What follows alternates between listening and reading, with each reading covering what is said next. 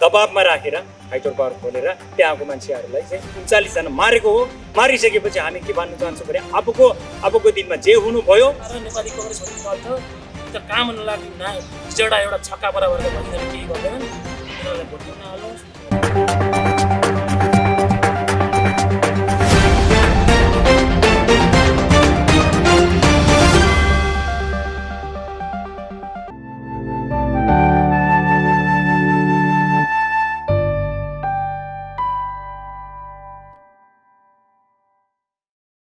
म सञ्चवीर तामाङ, जनता समाजवादी पार्टीका तामाङ सलिङ प्रदेशका केन्द्रीय सदस्य, सिन्धुपाल्चोक मेरो सिन्धुपाल्चोक जिल्ला जुगाल गाउँपालिका पहिरो गएको ठाउँमा सम्पूर्ण महानुभावलाई लसो है।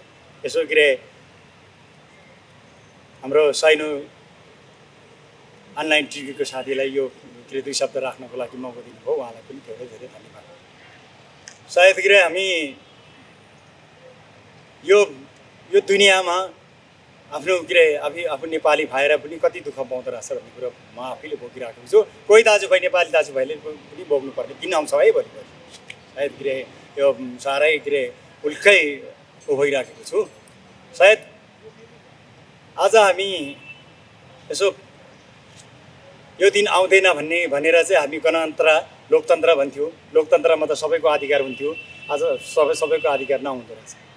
हामी के भयो भने हामी सिन्धुपाल्चोकको समस्या मात्रै भन्नुपर्दा सबैलाई दिक्क पनि लाग्यो होला आदरणीय दाजुभाइ दिदीबहिनीको है। सायद यो कहिले भूकम्पको समस्या, कहिले पहिरोको समस्या, कहिले के को समस्या, कहिले के को समस्या। त्यसले गर्दाखेरि हामी दुःख लाग्दो कुरा पनि यो पनि छ। अनि त्यसो भइसकेपछि हामी दिदीको पहिरोको लागि सिडिओ कार्यालयमा 10 दिन अगाडि हामीले पहिरो जानु लागिसकेपछि गाउँको मान्छे मिटिङ बसेर चाहिँ निवेदन गर्नु गएको थियो। निवेदन गरिसकेपछि सिडिओ साहबले पनि व्यवहारिक चाहिँ वास्तै गरेन। नगरिसकेपछि साह्रै थकै लागिसकेपछि पछि साउनको 30 गते 39 जनाको मृत्यु भयो। भइसकेपछि अहिलेसम्म 2 जनाको लास पनि भेटेको छैन। नभेटिसकेपछि हामी अब नेपाल सरकारलाई के बिन्ती गर्नु चाहन्छु भने अब हामी त्यतिकै चुप लागेर बस्नेवाला छैन। अबदेखि हामी निगाईमा प्रधानमन्त्री कार्यालय, गृह मन्त्रालय, शहरी विकास मन्त्रालय, कहाँ कुन मन्त्रालय जानुपर्छ पहिला जानकारी गर्छु।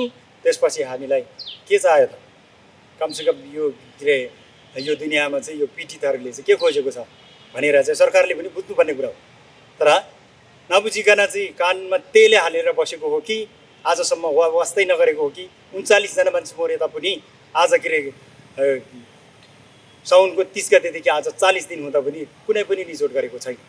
आज के हो भने आज सङ्घ संस्थाले सङ्घ संस्था दाजुभाइ इष्टमित्र कहाँ अब एनआरए देश विदेशबाट बसेर दुःख गरेर हाम्रो दाजुभाइ खलकलाई साह्रै पीडा पर्यो भनेर चाहिँ सङ्घ संस्थाले दिएको अनुदान पैसा पनि जनप्रतिनिधिको नाममा खाता खोलेर राखेर आज उनीहरूको कन्जोसी गरेर चाहिँ हाम्रो बाजेले लुगाएको छ। हाम्रो बाजेको हात सुङ भनेर चाहिँ त्यहाँको हाम्रो पहिरो पीडितहरूलाई चाहिँ कन्जोसी गरेर चाहिँ त्यो उनीहरूको अनुमानले कति के गरिराखेको छ। त्यसले गर्दाखेरि यो नीति के हो? यो गणतन्त्र लोकतन्त्र भनेको यो हो। यो चाहिँ के हो भने के बेहुली सरकारको चाहिँ यो हिजो पञ्चायती व्यवस्था हुँदाखेरि चाहिँ निरङ्कुश भयो भन्थ्यो। आज के बेहुली सरकारको चाहिँ निरङ्कुश हो कि हिजो पञ्चायती व्यवस्था हुँदाखेरि निरङ्कुश हो? हिजोको दिनमा त बरु कमसेकम गाउँको भलात्मीहरू बसेर चाहिँ के गर्ने भन्ने खालको सल्लाह हुन्थ्यो। आज हामी के छ भने सर्वदलीय बैठक राखेर चाहिँ जिल्लाबाट चाहिँ कुन खालको कहाँनिर समस्या छ के गर्ने भनेर चाहिँ गरौँ भन्दा पनि जिल्लाको सिडिओदेखि जिल्लाको सभासद अहिलेको मेरो राष्ट्रिय सभामुखको प्रतिनिधि सभा क्षेत्र हो मेरो गाउँ भनेको। प्रतिनिधि सभाको क्षेत्रको हुँदा पनि अहिले सभामुख भनेको यो सिन्धुपाल्चोक जिल्लाको प्रतिनिधि माननीय मात्र होइन, त्यो भनेको देशको एउटा राष्ट्रिय सभामुख हो। उहाँले पनि बुझ्नुपर्ने कुरा हो। तर हामीलाई के हो भने घाँस बाँस कबास बाँच्नको लागि घाँस पनि चाहियो, बाँस पनि चाहियो। बाँस बाँच्नको लागि आज एक दिन मात्रै बाँस बसेर भएन, एक दिन मात्रै बाँस बसेर भएन। तर नाति पनाति खनातिदेखि के अरे बसेको लिदी गाउँलाई चाहिँ हाइड्रो पावर खोलेर चाहिँ उनीहरूको संसदहरूलाई पाल्नको लागि, उनीहरूको पालिकाको मेयरहरू पाल्नको लागि, वडाका अध्यक्षहरू पाल्नको लागि, त्यहाँको धुलीमुली कार्यकर्ता पाल्नको लागि त्यहाँ हाइड्रो सुरु गर्यो। त्यसो भइसकेपछि सुरुङ खानिसकेपछि हाम्रो त्यति तपाईँ हामीले नेपाली दाजुभाइहरूले हेर्नुहुन्छ त्यो लिदी गाउँ भनेको कहिले पहिरो जाला जस्तो ठाउँै थिएन। नदिइसकेपछि के हो भने त्यो के अरे हाइड्रो पावरको सुरुङ खानिसकेपछि त्यो पहिरो भत्केर 30 गतेको दिनमा 39 जनाको मृत्यु भयो। यो हाइड्रो खोल्नु पाउँदैन भनेर चाहिँ हामीले त्यो स्थानीयले के कहिले पनि के हाइड्रो खोल्नको लागि अनुमति दिएको छैन। नदिइसकेपछि के यिनै के यो के त्यहाँको केपी ओली सरकारको चाहिँ के धुलेमुलेहरू उनीहरूको कार्यकर्ताहरूले चाहिँ त्यहाँको गाउँको मान्छेहरूको चाहिँ सबै कृत्य गरेर चाहिँ के त्यो हाइड्रो पावर दर्ता गरेको हो। त्यसो भइसकेपछि त्यसपछि के त्यो हाइड्रो पावरमा चाहिँ हामीले पटक बन्द गरे पनि उसको वडा अध्यक्ष प्रताप लामा भन्ने हुनुहुन्छ। प्रताप लामा भन्ने मान्छे व्यक्तिले 2074 सालमा पनि 4 गतेको दिन के 1 गतेदेखि हाम्रो त्यहाँ आन्दोलन चलेर त्यो पावर हाउसै हामीले के गाह्रो लगाएर चाहिँ त्यो थन्काएको थियो। थन्काइसकेपछि के भयो भने के त्यसपछि उनीहरूकै त्यहाँको राजनीतिक षड्यन्त्र परेर चाहिँ त्यहाँ गुण्डामाइला भन्ने मिनबहादुर दोङलाई मारिसकेपछि गाउँको मान्छेले मारिसकेपछि 6 जना अहिले पनि जेलमा छ। त्यो जेलमा जानुपर्ने व्यक्तिको थियो भने त्यो प्रताप लामा पनि थियो। त्यो प्रताप लामाले के पछि गुण्डामाइला 5 गते मारिसकेपछि 6 गतेको दिन चाहिँ त्यो हाइड्रो पावरको त्यो हामीले गाउँले मान्छेले सबैले गाह्रो लागेको त्यो के ऊ चाहिँ त्यहाँ खोल्न आइसकेपछि अहिले के त्यहाँ गाउँको मान्छेलाई चाहिँ शहरदेखि काठमाडौँदेखिको गुण्डाहरू ल्याएर चाहिँ त्यहाँ के दबाबमा राखेर हाइड्रो पावर खोलेर त्यहाँको मान्छेहरूलाई चाहिँ 39 जना मारेको हो।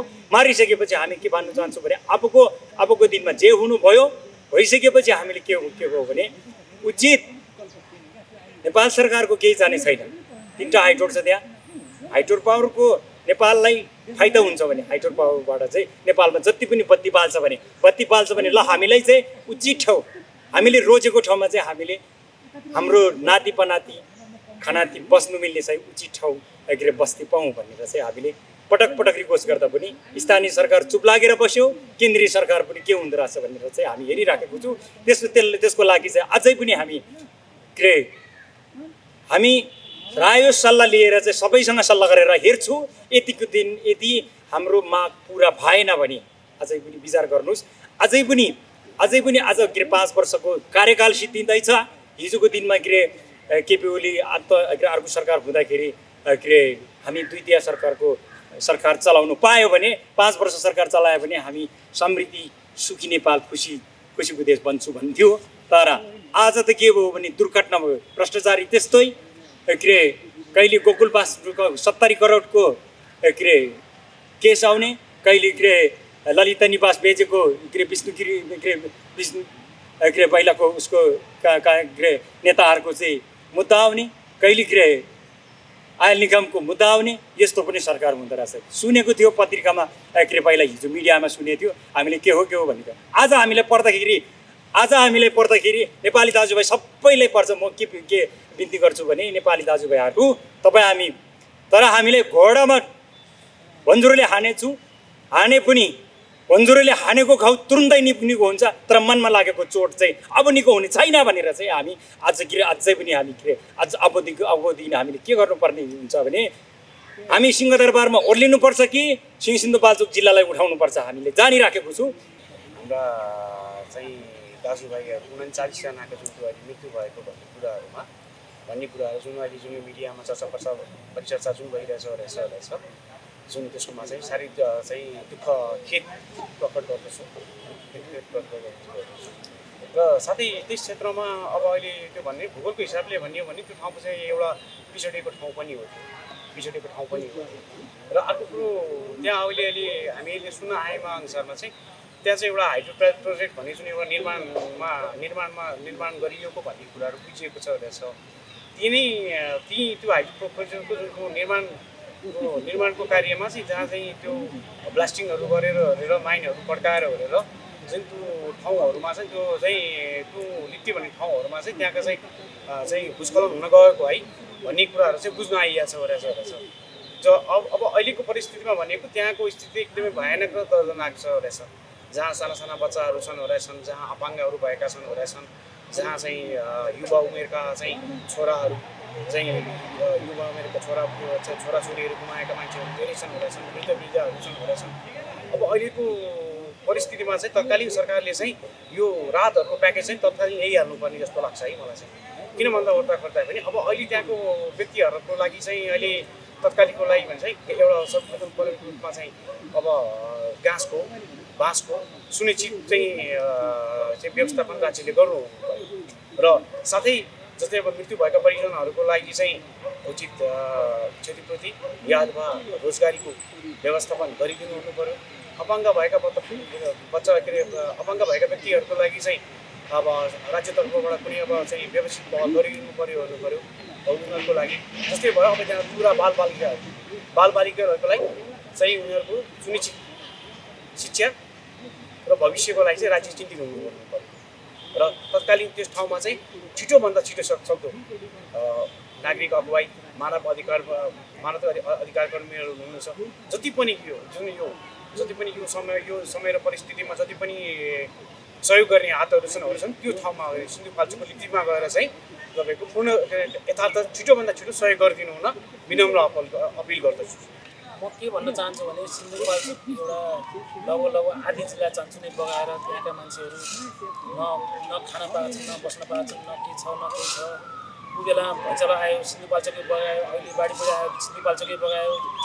अब हाम्रो चाहिँ लाखौँ लाख बिघा चाहिँ जमिन चाहिँ भूमाफियाहरूले कब्जा गरिरहेका छन् दुनियाँ खाली छ त्यो सिन्धुपाल्चोकको जनताहरूलाई एक कट्ठा आधी कट्ठा एक वटा घडेरी ल्याएर के चाहिँ बिग्रिन्छ नेपाल सरकारको के चाहिँ छ त त्यो जबकि त्यो ठाउँमा बस्नै हुँदैन त्यो ठाउँमा बसेकी पहिरो लाग्छ त्यो ठाउँमा बसेकी भैँचालोले भगाउँछ भन्ने ठाउँमा जान लिएर गएर त्यो ठाउँमै बस्ती किन बस्छाले त्यो ठाउँमा बस्ती किन बस्छ त्यहाँको वडाहरू के हेरेर बस्छ त्यहाँको नगरपालिकाहरू के हेरेर बस्छ त्यही जिल्लाबाट जितेर हाम्रो अग्नि सापकोटा सभामुखज्यू बन्नु भएको छ रे भनेर सुने हो हामीले के गर्नु भएको छ त उहाँको अग्नि सापकोटा सभामुखज्यूले के चाहिँ केही पनि गरेर देखेन यत्रो सभामुख देशको हुनुभएको छ लिएर गएर पहल गरेर चाहिँ लिएर गएर तराईमा कुन चाहिँ ठाउँमा सुहाउँछु त्यो ठाउँमा लिएर गएर बस्ती हस्तान्तरण गर्न सक्नुहुन्न यति त गर्न सक्नुहुन्छ नि हाम्रो द्वितीयको सरकार छ सभामुख उहाँको छ यति गर्न पनि उहाँहरूलाई यति गाह्रो कुन चाहिँ कुन संविधान र कुन धाराले रोक्यो उहाँहरूले चाहिँ जनताको लागि त उनी काम गर्ने जनतालाई काम गर्न अडेर उनीहरू मन्त्री भए प्रधानमन्त्री भए सभामुख भए उपसभामुख भए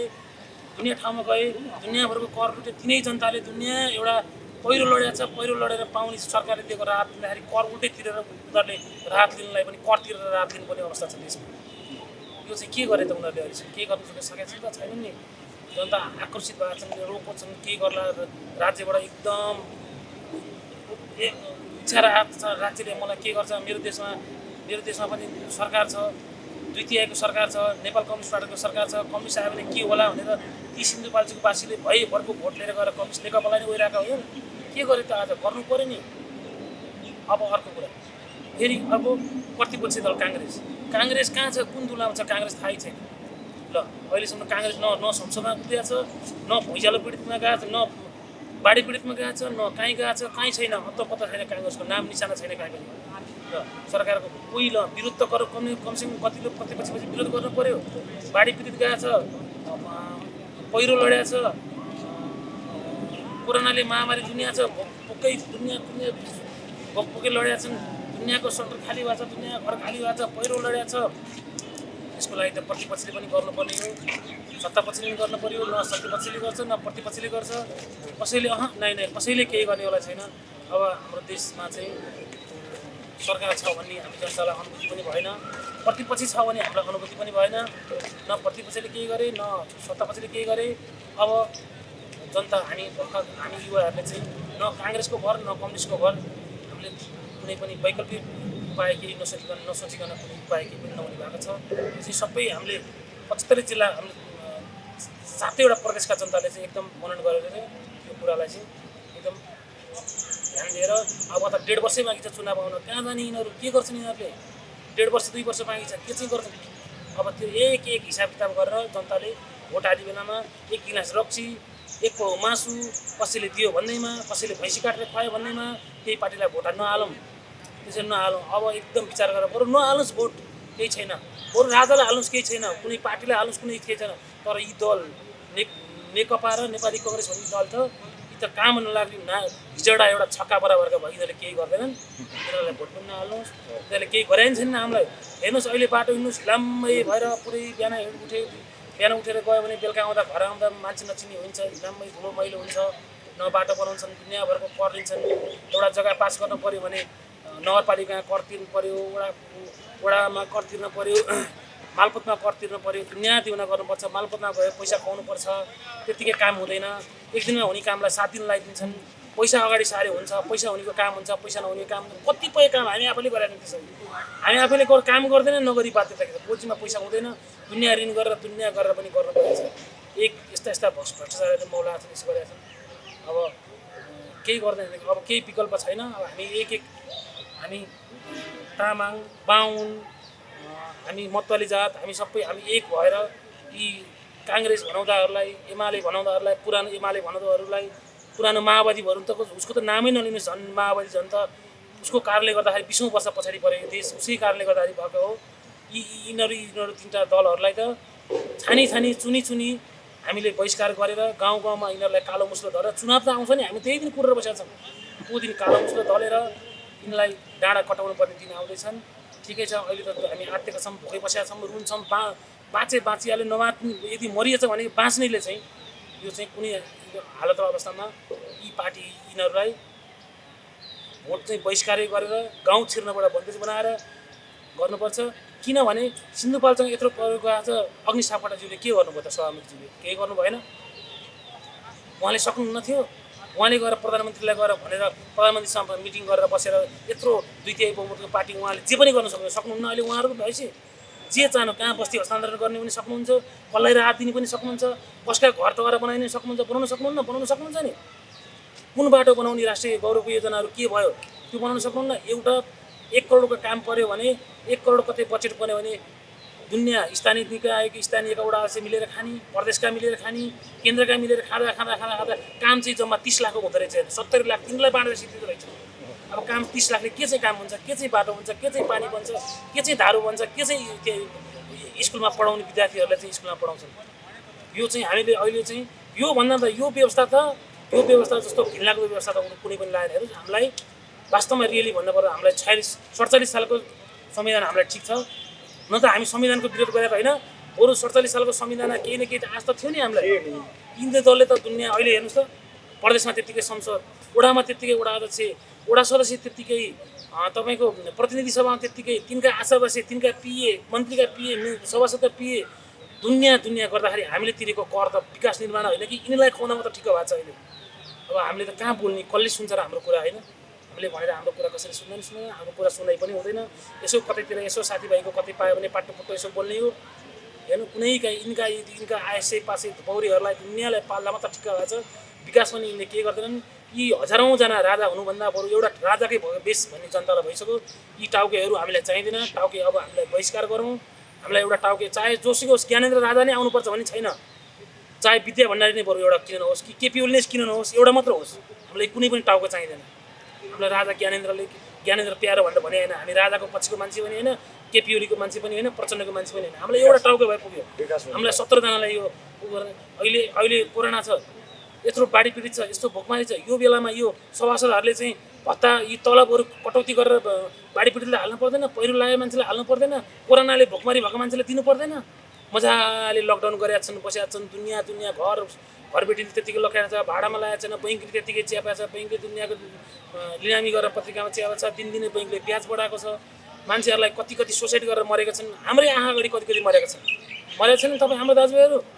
सरकारले के गरेको छ त अहिले कोरोनामा? केही पनि गर्न सकेको छैन। केही गर्दैन। हेर्नुहोस् अरू विदेशीमा हेर्नु न, हामी त न्युज हेर्छौँ नि। हिजो पो हामी अन्धकार त थियौँ त, आज त हामीले केही न केही थाहा छ नि, हामीलाई त बुझ्छौँ नि। अरूमा ट्याक्स लिन्छन्, कर तिर्छन्, मजाले देशमा विकास गरेका छन्, बाटो बनाएको छन्, पुलो बनाएको छन्, सबै गरेका छन्, कृषिको लागि गरेका छन्, दुनियाँ विकास गरेका छन्। हाम्रो देशमा त अब कृषि काम गर्ने, कृषि गर कृषिलाई यसो गर भन्छ सरकारले, गएर दुनियाँ गएर घर जग्गा बन्दकी राखेर लिएर गएर कृषिको दुनियाँ काम गर्यो। लास्टमा अनुदान भन्छ 2% ब्याज भन्छ, त्यो 2% ब्याज पनि ब्याजमा पनि हामीले लोन भेट्दैन। जो चाहिँ घुस खुवाउन सक्छ त्यो बैङ्कमा अगाडि मैले भोगेको कुरा हो यो। जसले अगाडि गएर बैङ्कमा गएर पैसा खोल्न सक्छ, बैङ्कका हातमा लगेर पैसा कमिसन दिन सक्छ, हो त्यो कमिसनवालाले मात्र पाउँछ कि हामीले पाउँदैनौँ। त्यो भएर यो अब हामीले राज्यबाट केही हामीले उ गर्ने होइन। अब हामी आफै जनताको गरौँ। अब 1.5 वर्षमा चुनाव आउँछ। यी प्रत्येक काङ्ग्रेस मात्र भनिनँ मैले, एमाले मात्र भनिनँ, प्रत्येक दलहरू अहिलेका जुन दलहरू छन् मिलिजुली बाँडेर खाएका यी कमिनाहरू, यिनलाई चाहिँ गिद्धहरूलाई यिनलाई बहिष्कार गरौँ। यिनलाई तपाईँहरू न तामाङ न हामी किन, मेरो घर तल्लो घरको दाइ तामाङ दाई हुनुहुन्छ, मालाहरूको मिजार दाई हुनुहुन्छ, हामी मिलेर बसेका थिएनौँ। अहिले तामाङ र मिजार दुनियाँ उचालेर दुनियाँ भनेर दुनियाँ मचाएर अहिले चाहिँ कस्तो गरेको छ हेर्नु, कस्तो छ हालत। जातीय द्वन्द्व मचाउन जस्तो भएको छ। अर्को एउटा आङ्काजी भन्ने एउटा बौलामा कराउनुहुन्छ, के काम उहाँ कराएर हामी उसै मिलेर बसेका छौँ, हो कि नभन्नु उसै मिलिरहेछौँ, हामी उसै मिलिरहेछौँ, राम्रो भइरहेछ। उहाँलाई पनि अब म भन्न चाहन्छु, उहाँलाई पनि यसमा होइन, हामी मिलिरहेछौँ। हामी तामाङ पनि, हामी दाजुभाइ तामाङ सँगै खान्छौँ, हामी मिजार सँगै खान्छौँ, हामी परिवार भन्छौँ सँगै खाएको छौँ होइन। हामी सँगै मिलेर बसेर जातीय द्वन्द्व पनि नगरौँ।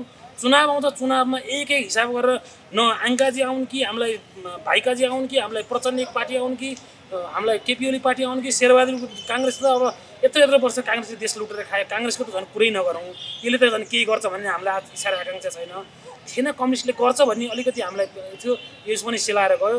अब 1.5 वर्षमा प्रत्येक जनताले हामीले चाहिँ यो हिसाब किताब गरेर यो 1 गिलास रक्सेर 1 किलो मासुको भरमा हामीले भोट खेर नफालौँ। बरु हामी भोटै नहालौँ, बहिष्कार वडा नै बहिष्कार गरौँ। त्यो गरौँ हेर्नु, त्यो गरेपछि यिनीहरूलाई भोटै नहालेपछि यिनीहरूले कसरी सत्तामा जान्छ। हामीले ठुलो गल्ती गऱ्यौँ। अब ठिकै छ, हामी 1.5 वर्षमा अब यो गल्ती झुकेर नि गर्दैनौँ। हस् त। अब त्यही हो, राज्य पक्षलाई मेरो चाहिँ अब भनाइ चाहिँ यति मात्रै छ रहेछ कि अब छिटोभन्दा छिटो अब सिन्धुपाल्चोकको लेखमा जुन त्यहाँका स्थानीय व्यक्तिहरूको लागि चाहिँ राहत कार्यक्रमहरू लिएर जानु पर्यो। र अर्को कुरो त्यहाँको भएको व्यक्तिहरूको लागि चाहिँ अब कस्ता चाहिँ राज्यबाट कस्ता स्तरका जुन सहयोगहरू दिन सकिन्छ रहेछ यस सरकार चाहिँ सहयोगहरू चाहिँ प्रदान गर्नु पर्यो। र अर्को कुरो एउटा कुरा के छ रहेछ भने अब राज्यतर्फबाट चाहिँ अलिकति यो अलमल गर्नुको कारण चाहिँ अब हामीले पनि बुझ्न सकेको छैनौँ रहेछौँ। अब कतिपय ठाउँहरूमा चाहिँ कुनै पनि अप्रिय घटना हुँदा त्यो ठाउँमा तत्कालीन नै तपाईँको रेस्क्यु टिमहरूदेखि लिएर नागरिक अगुवाईदेखि लिएर तपाईँको समाजसेवीहरूदेखि लिएर त्यो ठाउँमा पुग्नुहुन्छ रहेछ। तर अहिले चाहिँ सिन्धुपाल्चोकमा खासै मानव अधिकार कर्मीहरू समाजसेवीहरू जुन यसमा चाहिँ राज्यबाट त्यति चाहिँ राम्रो पहल गरिएको जस्तो लागेन मलाई पनि। अब त्यही हो, अब राज्य प्रतिनिधिबाट चाहिँ हुनुपर्ने चाहिँ अब छिटोभन्दा छिटो गर्नुपर्ने थियो। त्यहाँको स्थानीयवासीहरूको पनि अब एउटा धैर्यता रहन्छ, धैर्यताको एउटा सीमा छ रहेछ। अब धैर्यता भन्दा पनि अब माथि सीमा ननागोस् होइन, धैर्यता गर्नेमा चाहिँ उहाँमा त्यही होस् हो। राज्यबाट छिटोभन्दा छिटो उहाँलाई पुनर्वासको एउटा चाहिँ पहल गरिदिनु पर्यो राज्यले चाहिँ। अब उहाँलाई चाहिँ पुनर्वासको पहल भन्नाले अब झन् अब हाम्रो देशमा अब झन् अब विभिन्न भूभागहरू छन् होला छन्। आज भूमाफियाहरूले चाहिँ जङ्गल फाँडेर चाहिँ उहाँ चाहिँ प्लटिङ गरेर चाहिँ सहर बसाउन सक्छन् भने उहाँ त हाम्रो त चाहिँ उहाँको एउटा चाहिँ गरिब दुःखी चाहिँ हाम्रो दाजुभाइहरू हुनुहुन्छ जहाँ त्यो एउटा भिरको पहिरोमा गएर चाहिँ बसोबास गर्नु भएको छ रहेछ। सायद उहाँको स्थितिहरू चाहिँ अलिकति आर्थिक स्थिति राम्रो भएको भिरमा गएर बस्नु हुन्थेन होला, सायद उहाँहरू राम्रो स्थानमा गएर बस्नुहुन्थ्यो होला। तर आज उहाँको आर्थिक स्थिति जुन कमजोर भएको कारणले गर्दाखेरि जुन त्यो ठाउँमा चाहिँ गएर चाहिँ जुन भिरको बहराको ठाउँमा गएर चाहिँ गएर बस्नु भएको छ। अब पुर्खादेखि बस्नुभएको बसोबास गरेको ठाउँमा उहाँले तत्कालीन त छोडेर आउन सक्नुहुन्न, तर त्यही पनि बाध्यतावश उहाँलाई छोड्नु परेको छ। त छोड्नको लागि राज्यले सही स्थानमा सही ठाउँको चाहिँ उचित व्यवस्थापन गरिदिनु पर्यो। र त्यसको लागि चाहिँ एउटा कुरा चाहिँ के गर्नु पर्यो भने सरकारले चाह्यो भने चाहिँ सरकारले जति पनि भूभाग उपलब्ध गराउन सक्छ। तर त्यसको लागि चाहिँ अब अहिले कस्तो छ रहेछ भने चाहिँ हाम्रो सरले भन्नुभएको थियो रहेछ, जस्तै लङ्गोडो काङ्ग्रेस तपाईँको अन्धो सरकार छ, तपाईँको हेर्ने गल्ली तपाईँको अब हेर्ने निकाय नहुनुको कारणले गर्दा नि यस्तो भइरहेछ तपाईँको छिटोभन्दा छिटो चाहिँ राज्यतर्फबाट चाहिँ उहाँलाई चाहिँ त्यो चाहिँ तपाईँको राहतको पहल होस् र त्यहाँ कुनै एउटा चाहिँ उचित खालको प्याकेज लिएर गइयोस् जहाँ चाहिँ सिन्धुपाल्चोकवासीको लागि ठुलो राहत होस्। हामी सिन्धुवासी पहिरो पीडित तर्फबाट हामी के भन्न चाहन्छौँ भने तर हामीलाई के अरे अस्थायी बसोबासको लागि चाहिँ लिती गाउँबाट चाहिँ माथि सेलाङको माथि पस्करका भन्ने ठाउँमा सारेको थियो। अस्ति हामीलाई के भन्यो नेपाल सरकारको समन्वय समितिको गोपाल तामाङ भन्ने के अरे समितिको अध्यक्ष रहेछ त्यहाँको जिल्लाको। उहाँले के भन्नुभयो भने बसै स्थानान्तरण गर्नको लागि पहिरो सार्नको लागि कानुनै छैन भन्नुभयो कुरा गर्नु। तर कानुन कहाँ कहाँ छ कि छैन भन्ने कुरा त हामीले पनि देखिराखेको छौँ। तराईमा बाढी आयो भने पहाडमा बस्न आउनु पाउँछ नेपाली जनताले, त्यो चाहिँ के अरे उहाँको अभिव्यक्तिले हामीलाई दुःख लागिराखेको छ। तर त्यसपछि के अरे पहाडमा पहिरो आयो भने तराईमा बस्न जानु पाइन्छ हामी नेपाली दाजुभाइ। तर अब हामी आफ्नो आफ्नो बुदाहरू छन्, हामी के अरे हाम्रो मागहरू छन्। यति के अरे नेपाल सरकारलाई म के निवेदन गर्न चाहन्छु भने हामी नेपाल सरकारलाई हामी के अरे भोलिको दिनमा हाम्रो मागहरू पुरा हुनको लागि के छ भने म अहिले नै भन्छु, घाँस बाँस कबास, घाँस त जसरी पनि चाहियो, मान्छे बाँच्नको लागि त घाँसै चाहियो पहिला, अनि त्यसपछि के अरे बाँस पनि चाहियो। बाँस बस्नको लागि उचित ठाउँमा बसाइ स्थानान्तरण गरेर त्यो लिती गाउँको पहिरो गएको ठाउँमा चाहिँ भूगर्भित भितबाट चाहिँ त्यो लिती गाउँमा मानव बस्नको लागि ठिक छ कि छैन भनेर चाहिँ भूगर्भित भितबाट चाहिँ जाँचबुझ गरिसकेपछि यदि उचित छैन भने त्यहाँबाट उचित ठाउँमा चाहिँ हामीले रोजेको ठाउँमा हामीले रोजिराखेको छौँ। हामीले सबै ठाउँमा बबरजङदेखि सबै कुराहरूमा हामीले पनि माटोमोट हेरिराखेको छौँ। हामीले चितवनको के अरे तिलखानी भन्ने ठाउँमा चाहिँ 1800 बिघा त्यो बबरजङभित्र मात्रै जग्गा खाली रहेछ। तर हाम्रो लाङटङ राष्ट्रिय निर्कुञ्ज पर्छ, त्यहाँ निर्कुञ्ज 2टा मिलिसकेपछि त्यहाँ पैसा हाल्नु पाइन्छ। किनभने हामी त्यो नाजिरहरू हामी हिजो पनि हेरिराखेको छौँ। हिजोको दिनमा के अरे बागलुङमा पहिरो आयो भने सुनसरीमा सारेको इतिहास पनि हामीले पढिराखेको छौँ। तर त्यसो भएको नाताले हामी अबको दिनमा के गर्छौँ भने अबको दिनमा यदि लिती गाउँमा चाहिँ बस्नको लागि उचित छैन भने अब हामीलाई के अरे उचित ठाउँमा बसाइ स्थानान्तरण गरेर पनि हामीलाई क्षतिपूर्ति, हामीलाई मृतकहरूलाई चाहिँ घेवा खर्च भन्ने हुन्छ हाम्रो तामाङहरूको, हाम्रो चाहिँ क्षतिपूर्ति हुन त अस्ति 1,25,000 नेपाल सरकारबाट चाहिँ आएको भन्ने कुरा आयो। त्यो कुरा हामीलाई जानकारी छौँ। तर अझै पनि हामी के भयो भने कोहीको श्रीमती मरेछु, कोहीको श्रीमान मारेछु, कोहीको बाउमा छैन, बालबच्चालाई शिक्षाको के अरे सुविधा नेपाल सरकारले गर्नुपर्छ कि पर्दैन। त्यसपछि नेपाल सरकारले के अरे बालबच्चाहरूलाई पनि सुरक्षित ठाउँमा लागेर अथवा सुरक्षित ठाउँमा चाहिँ के अरे कसले जिम्मा लिन्छ त? त्यो बाउमा त मृतक भइसकेपछि के अरे चिलले माउ लागिसकेपछि त चल्ला त के अरे बर्बाद भयो, कहाँ जाने त? कसले पाल्ने?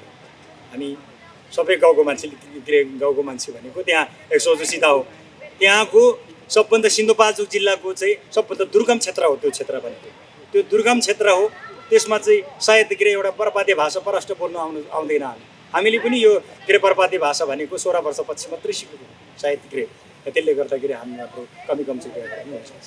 तर हाम्रो पेट मात्रै बाटो भयो त्यति बेला, अझै पनि म पनि बाटो हुन्छु। अब जे पनि एग्री लड्न हामी तयारी छौँ। त्यसले गर्दाखेरि हामी मुद्दा नम्बर 1 मा के छ भने हामी क्षतिपूर्ति, मृतकहरूलाई क्षतिपूर्ति, अनि त्यसपछि अपङ्गता भएको व्यक्तिहरूलाई तलब भत्ता। हिजोको दिनमा के अरे केपी ओली सरकारले चाहिँ 2/3 बहुमत ल्यायो भने हामी के अरे ज्येष्ठ नागरिकलाई भत्ता, अनि त्यसपछि के अरे अपङ्गतालाई भत्ता, रोजगारी, सबै कुराहरू के अरे भाषणमा गरेको थियो, आशा गरेको थियो। त्यो छैन। आज के हो भने हामी पिर बोकेर चाहिँ के अरे सिंहदरबारको ढोका टकटक्नु पर्ने बाध्यता भइराखेको थियो। त्यसो भइसकेपछि हाइड्रो पावरहरू खोलिसकेपछि त्यो हाइड्रो पावरहरूले पनि यदि आफूलाई फाइदा हुनको लागि चाहिँ त्यहाँ यदि के अरे उहाँले कम्पनी खोलेको छ भने 960 आइलो अनुसार 20% ट्याक्स तिरेर मात्रै त्यहाँ के हाइड्रो पावर खोल्नु पाउने हो। 20% ट्याक्स भनेको अहिलेको 7 अरबको योजना पनि 20% हिसाब गर्दाखेरि कति पुग्छ त्यो स्थानीय? त्यो के अरे त्यहाँ पनि फेरि 2 थरी होला, एउटा लगानी सेयर भन्ने होला, एउटा अनुदान सेयर भन्ने। त्यहाँ जे होस् 1.5 करोड रुपियाँ नगरेको होइन 19 कसजु भन्नेको हाइड्रो पावरले 1.5 करोड खर्च गरेर चाहिँ एउटा बाटो लागिरहेको छ त्यहाँ पनि गर्व लागिरहेको छ ठिकै छ तर हामी के भन्न चाहन्छौँ भने अब के अरे